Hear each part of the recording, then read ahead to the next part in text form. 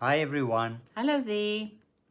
So last week we were talking about something that we might call one of our senses, and that is inner knowing and intuition.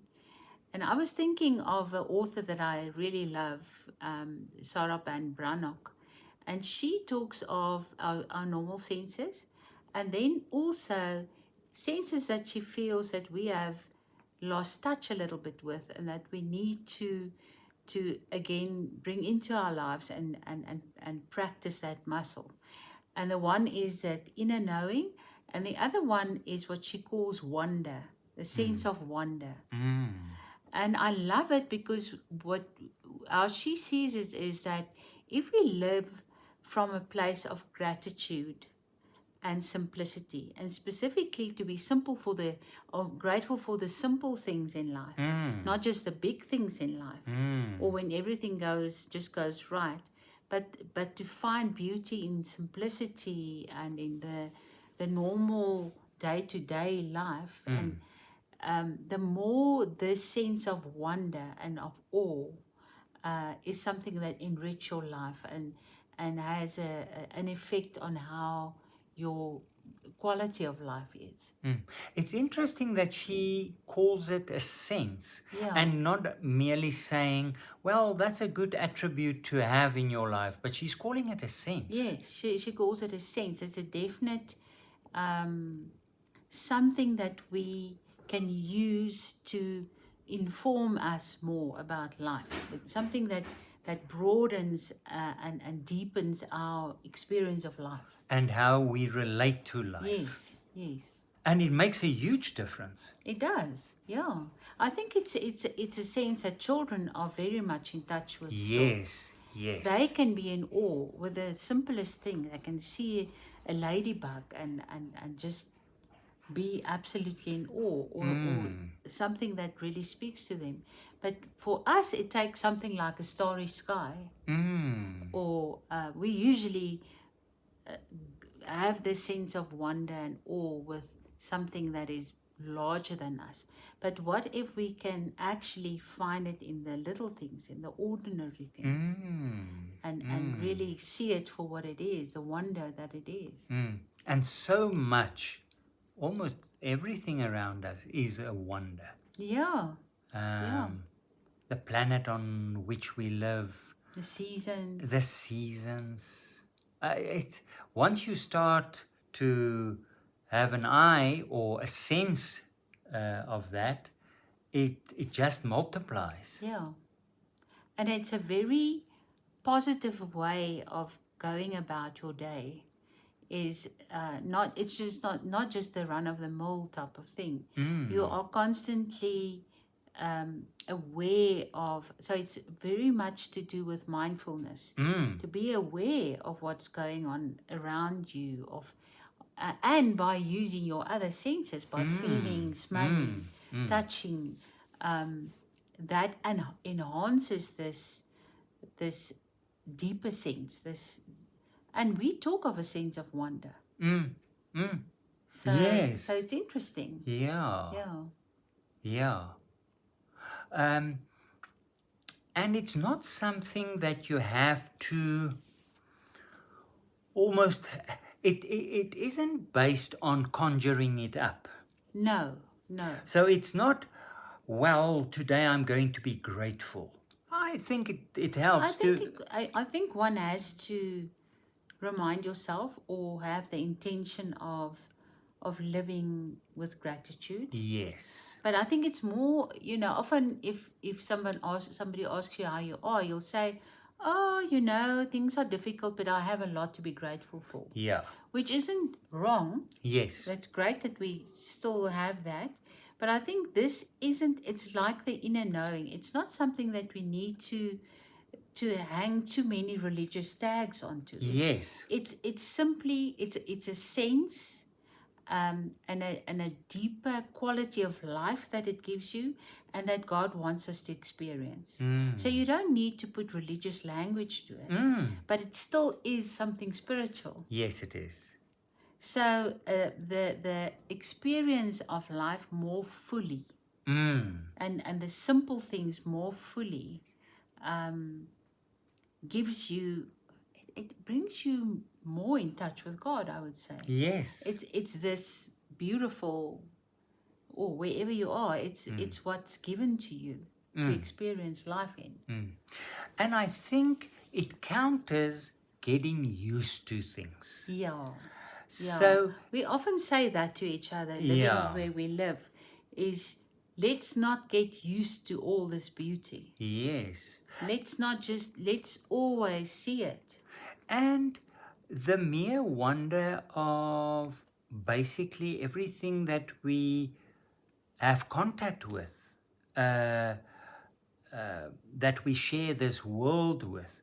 So nothing is actually ordinary or simple. No. Everything has a deeper dimension, and it's not to become very serious and saying it has a deep meaning. It's just, goodness, I'm seeing it just as this, but actually there's much more, and it leads me to deeper places, and I think also a deep sense of belonging. Yes, I think so.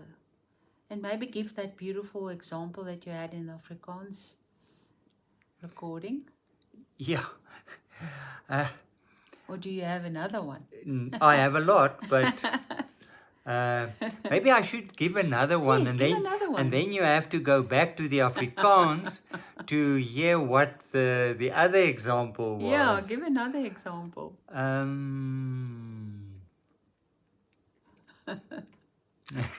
Now you're stuck. Yeah, now I'm stuck.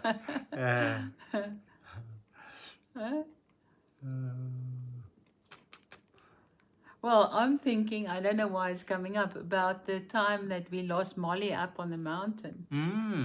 And we went up the Tafelkop for the first time, and in this walk that we had, we lost our one dog, Molly. She was just, and she disappeared. It was just like she was gone. And for 2 days and 2 nights, she was gone.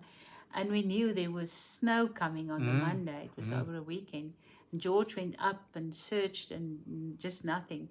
And when they eventually found her on the Monday morning, the forecast was right. It was starting to snow further south, and they found her in like a bottle cave where they could only just see her tongue and her bright eyes down 3 meters down in the bottle cave.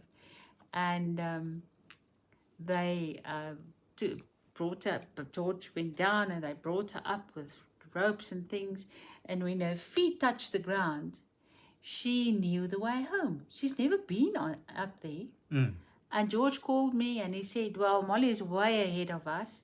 And as she came through the gate here, the snow was lying on her fur. She was Because coming, as we lifted her out of the cave and her feet touched the ground, the snow started falling. it started falling. Yes. So she came running like a marathon athlete. She came through the gates, and she went in past me to the water bowl, but with the snow glistening on her, and she's got thick fur.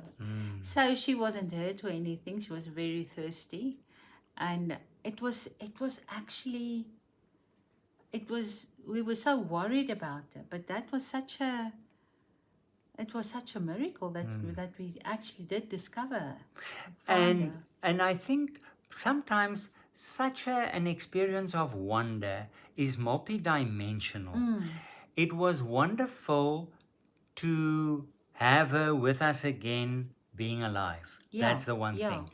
But a part of me with a sense of wonder is how adamant the workers were to go and look for her, and how determined they were, and how they looked everywhere, and how they found her, which is a very, very strange hidden place.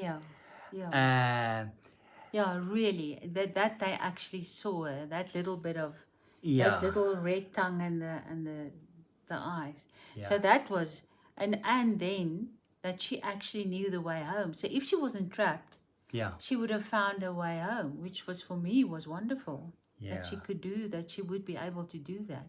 Yeah. So it was, and of course, it was a lot of gratitude. We felt a lot of gratitude that she was safe and not harmed. So, and I think that's sort of extraordinary circumstances. But I mean, I'm looking at the butterflies at the moment. There's so many Yeah. butterflies. Coming into the house as well. Yeah, and it's just these beautiful colors, and it's just amazing. I mean, and it's a tiny little bug that will be gone in a couple of weeks, and but life is so full of those little moments. And if we notice them, then life, even if it's going difficult, there's something beautiful if we just search for it. Yeah, because it's a little experience of wonder when Molly is now naughty and she barks at the horses, and I say, you know what, you should be more grateful. You could have ended up in a way different place, and she's so appreciative. That's a sense of wonder. Yeah, but we would love to hear from you at what really catches your breath, what makes you, put you in awe, in a state of awe and wonder. Like We to had hear. such lovely feedback after the previous recording, the previous conversation. Yeah. So we love to hear the feedback. It really enriches our lives as well. Keep well, everybody. Goodbye.